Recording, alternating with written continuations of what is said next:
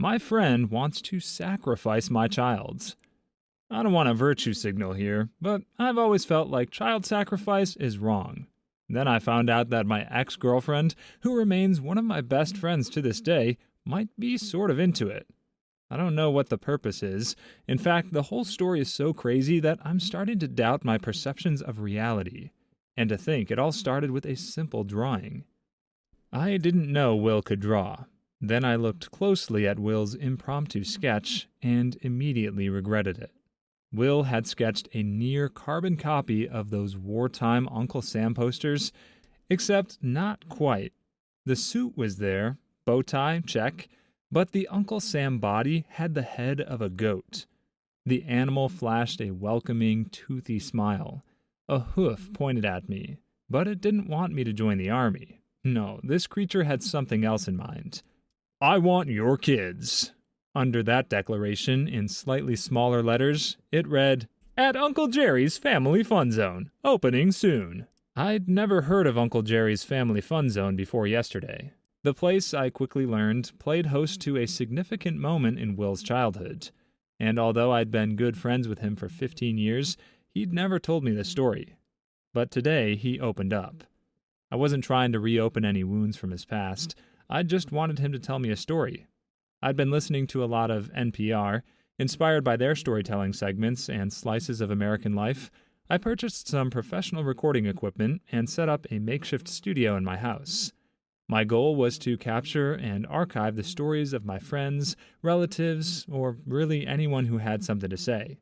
Call it boredom. I was a widower with a 7-year-old son. I needed something productive to fill the time besides doting on my kids. I never thought my storytelling experiments would go so wrong so quickly. And it wasn't just Will's story. Before I'd interviewed Will, I heard another version of Will's events from the other person involved in the incident. Caroline, Will's wife and my good friend. Caroline and I dated for a little while in college, a stretch of time we now joke occurred in a parallel universe. We decided we were never supposed to happen. Instead, there was some sort of cosmic hiccup, and different universes intersected for the briefest of times. Caroline then began dating Will, and the three of us have been close ever since. Caroline and Will's history predated college. The two went to high school together, but I never knew what they'd experienced until I set up my little recording studio. I interviewed Caroline first, and Will's interview occurred the following day. Both of my friends requested I not tell the other about the contents of their respective interviews, but it's important that these stories be shared in some form. I'll begin with an excerpt from Caroline's. "We went to the same schools growing up, but we weren't friends or anything like that. You know how you kind of know everyone you go to school with, but most people are just on the periphery? That was Will. Always there, but not really. I can remember the first meaningful interaction we had, though. I was writing for the school paper, and I was researching a story.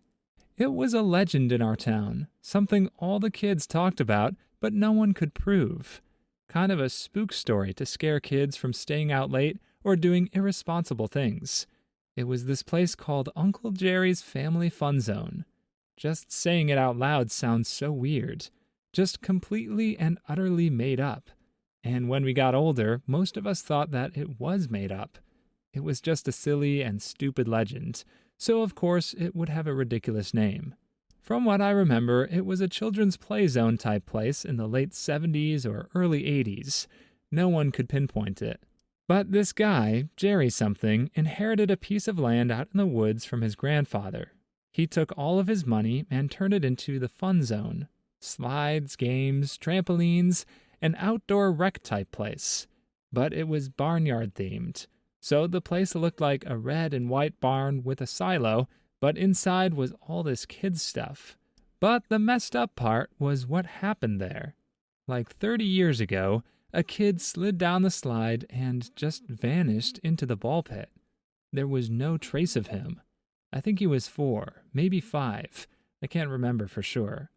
Anyway, they emptied the ball pit and everything. The only thing at the bottom was a trap door and a crawl space that led nowhere. It just dead-ended. No one knew why it was there. The town freaked. Jerry split and the place shut down. Every kid in town believed it was some sort of hellhole that sucked down small children, that it needed to be fed. Don't explore too far from home, or it'll swallow you up too. But you get past middle school and think it's all BS. So I decided to write about Uncle Jerry's, and Will joined the newspaper club because he wanted to help. I think he just wanted to spend time with me, but he helped with research. We talked to people, looked at old newspapers, spent a lot of time in those creepy library stacks. That's where Will held my hand for the first time. There was no record of the place. We even talked to the police department. They had nothing. Everyone had heard of Uncle Jerry's, but nothing factual existed. My article was going terribly. It was all dead ends. I don't know what I expected. I had a lot of interviews, and I was going to write this oral history type article, but then Will came to me. He said he knew where the fun zone was. He said he had directions. It was out in the woods, down some roads that weren't on maps. How did he get those directions? Did they fall out of some ancient book at the library? But he had them. Will was going to go there first to make sure it was safe, and I'd meet him there later on. And I did. I followed the directions perfectly, down all these forgotten dirt roads. Right turn at a rock the size of a Volkswagen, left at the pine tree with the downed limb, stuff like that. I drove forever down this bumpy road, and it just ended. Nowhere else to go. And there was Will, standing at the side of the road next to his car. He had this look in his eyes. He looked different. It's almost like there were two Wills. The first Will, who had worked on the story and held my hand at the library, he was so sweet, so shy. But after that night, he'd changed forever. He never looked at me the same way again. We've been married for 9 years and together 13, and he's never looked at me the way he looked at me back in high school. It was that night at the fun zone that changed him. I know it. Have you ever thought about us? Like, what if our parallel universe had fully intersected with the real one forever? 9 years, no kids, no babies, and he just doesn't look at me like he's supposed to. We're supposed to be living this love story, but something went wrong, and it all started that night. I pulled off to the side of this road, and Will said it was there. Uncle Jerry's was there. Will grabbed 2 flashlights from his car, and we followed a path through some brush. Then it emerged before us. The barn, the silo, everything. It was almost like it materialized. There was this picket fence around the place. Each board was painted yellow, green, or light purple. The paint should have been completely peeled, but it was in good shape. The main entrance was this huge wooden door, probably 15 feet high. Above was the sign, Uncle Jerry's Family Fun Zone, with this picture of a cartoon farmer, and the sign had been vandalized. Someone spray-painted X's over the farmer's eyes. Nearly every letter had been scribbled out except for fun, but the F was turned into an R. Will went in first. He raised his flashlight and jumped backwards into me. We were staring at this giant goat statue made of fiberglass. Had to have been 7 feet tall. It was on its hind legs, with its other legs reaching out, hugging something invisible. I guess it was a photo op. Stand inside, take your picture. And they were everywhere. Goats, sheep, cows, pigs, all on 2 legs, front legs extended. Most were covered with some black soot substance. The soot was probably a ½ inch thick and wet, almost gooey. There were also slides, jungle gyms, swinging bridges, a basketball court.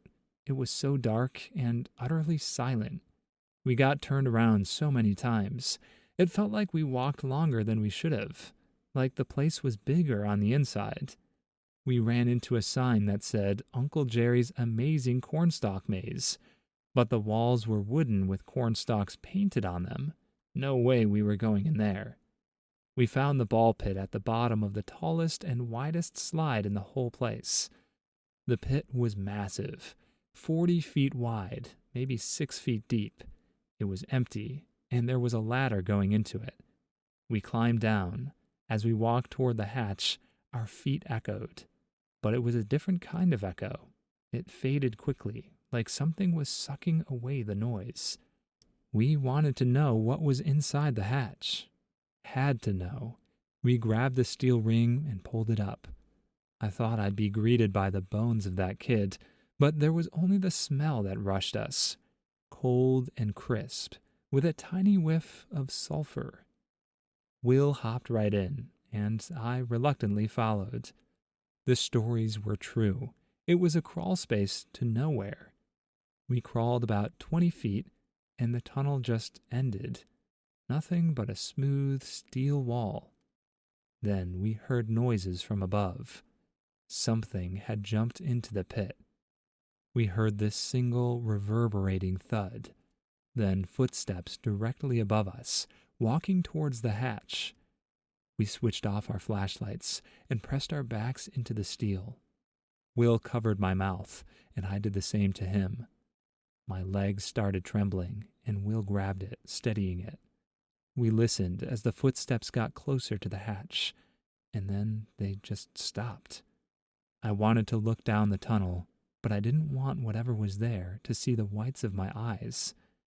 I was terrified it would give me away, but I felt its presence across the tunnel.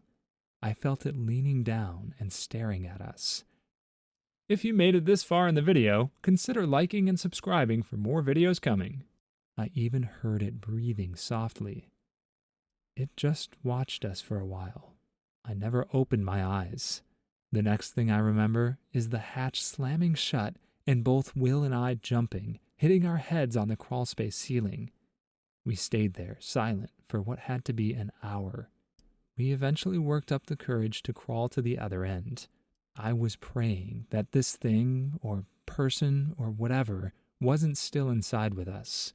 We were too scared to even turn on our flashlights. Every inch we crawled, I thought, this is it. I'm going to reach out and feel something warm and snarling. But we made it to the end, and we slowly raised the hatch. Thank God it hadn't locked us inside. We climbed out and ran. I don't even remember my legs moving beneath me. I remember I was in the crawl space, then outside, then at the car. Just like that, we were safe.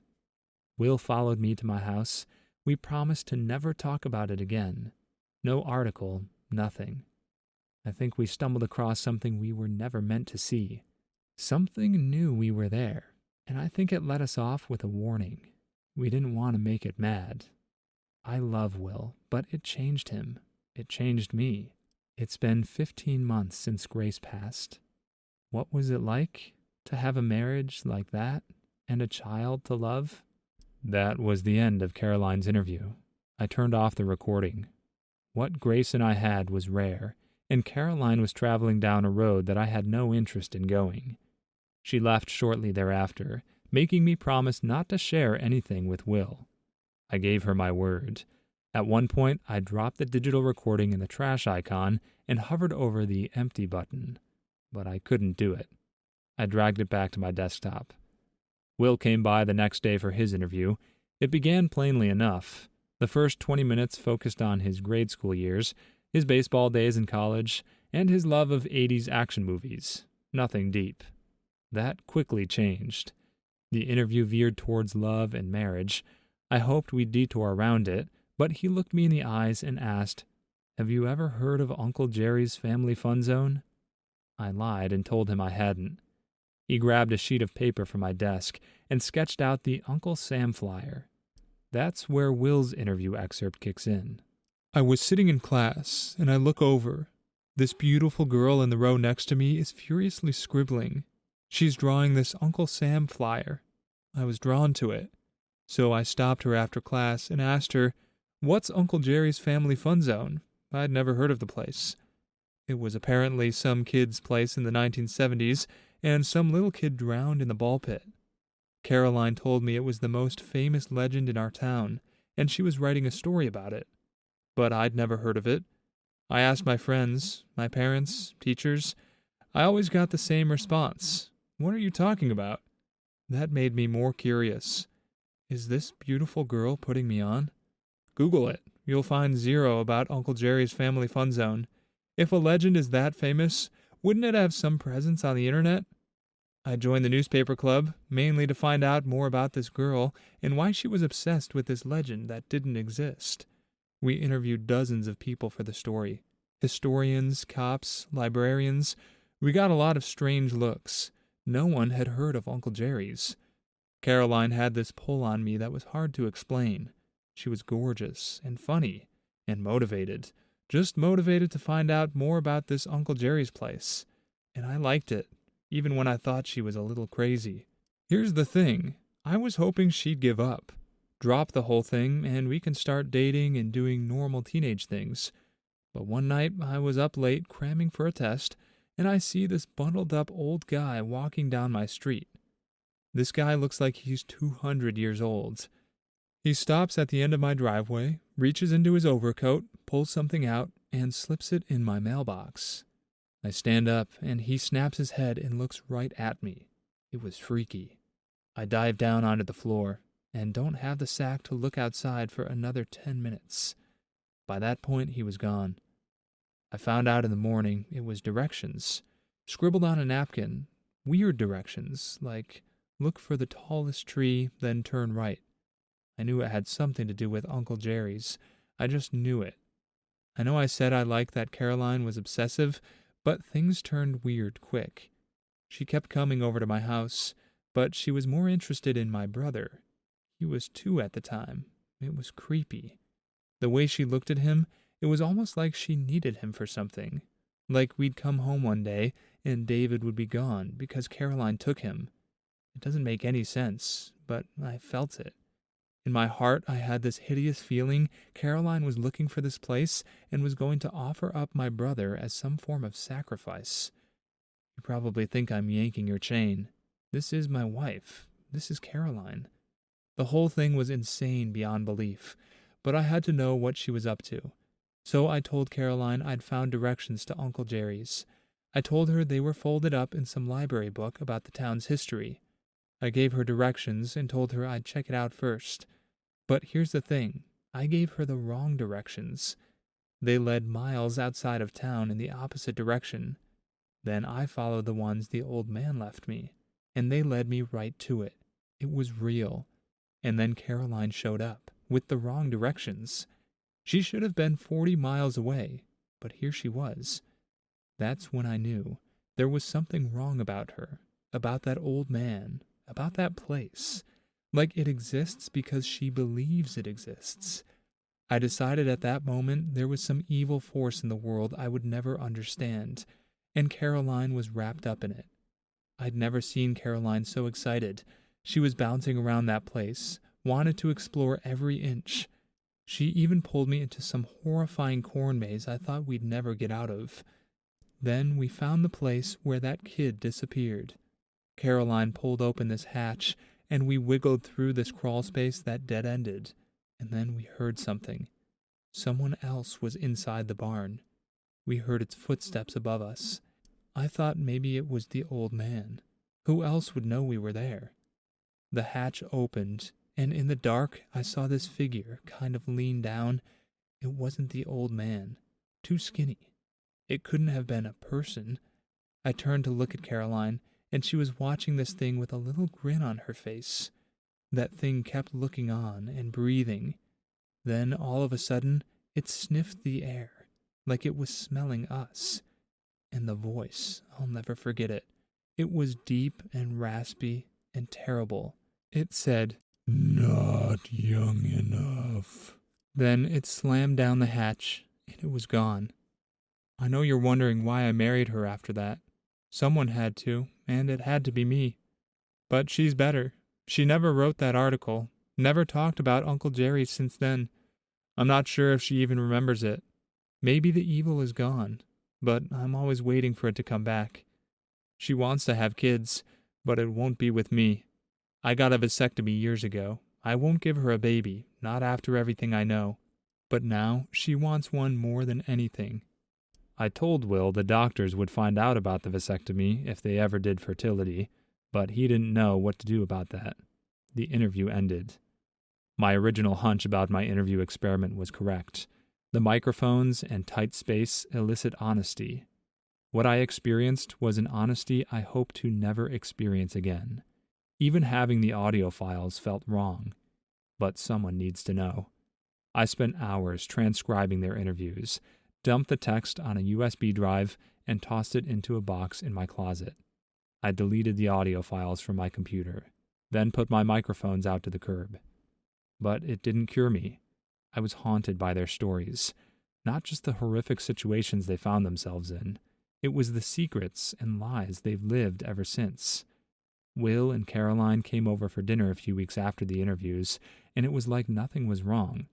It all seemed so frighteningly normal. But I knew what they were living with, and it terrified me. The next day, the doorbell rang. It was Caroline. She'd left her sweater at my place. It was my first time being alone with her since the interview. I retrieved her sweater from the kitchen and walked her to the front door. I tried to read what was going on beneath her eyes. I looked for a flicker of that evil Will said grabbed hold of her all those years ago. I didn't see it. I just saw a lonely, sad woman who wanted more out of life than she was given. We reached the front door. Caroline looked over towards my living room. My son Tyler lay nestled into the cushions, lost inside the pages of a fantasy book. Caroline smiled longingly at my boy and said, to no one in particular, "Not young enough." This might be one of the most well-crafted stories on No Sleep, just because its inconsistencies are actually what make it work. Commenters can't decide if one of the two is lying about details like the corn maze, or if they somehow wound up in parallel universes. That theme seems random, but the fact that they both describe each other as having come out of the experience less caring makes it seem plausible. However, I think there's a simpler explanation here. Caroline is evil, and she mischaracterized Will to earn the OP's sympathies in hopes of sleeping with him and finally getting her baby. I also love that, despite being fiction, this plays on very real fears. The fear of winding up attached to someone you don't completely love, yet not knowing how to leave them. The fear of having simple dreams like a family and a loving spouse, yet never achieving them. This OP is right to say those are the most terrifying parts of this story. People vary on whether they believe in monsters, but the abyss of lifelong disappointment never fails to stare back at those who so much as glance momentarily in its direction. Then again, Reddit also has an irrational fear of women using babies to trap men into marriage, so maybe Caroline's just one of those women. If this were a movie, it would be like Gone Girl. Not one divorced man could watch without claiming that Caroline is exactly like his ex-wife. For my part, she reminds me more of the woman who runs the local play zone in my hometown. She's been running it since I was little. Great woman, but a little thrown off. But I'm hoping she'll let me go home any day now. Please leave your stories in the comments. I'd love to make a video of them in the future. Also, don't forget to like and subscribe.